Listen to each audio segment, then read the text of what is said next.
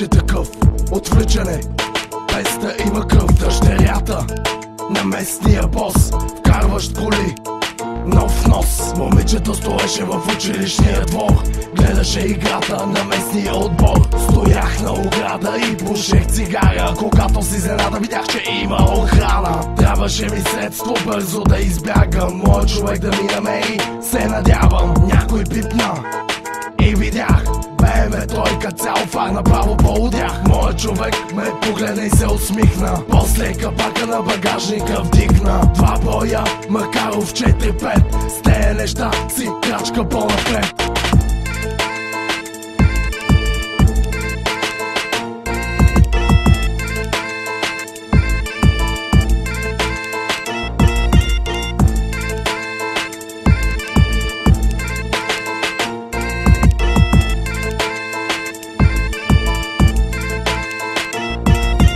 Трябваше да сгафя тая сделка, план за бягство с бомба самоделка.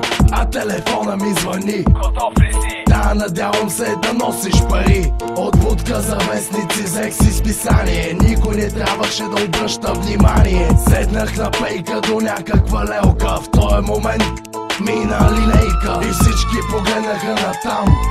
Дано тая линейка да не дойде по-късно насам. Дим от цигара ми изпълваше устата, погледнах улицата, после колата. Средата на юли супер жега беше, трябваше да действам, времето летеше. Мислех да атакувам направо, затова съм копеле кораво.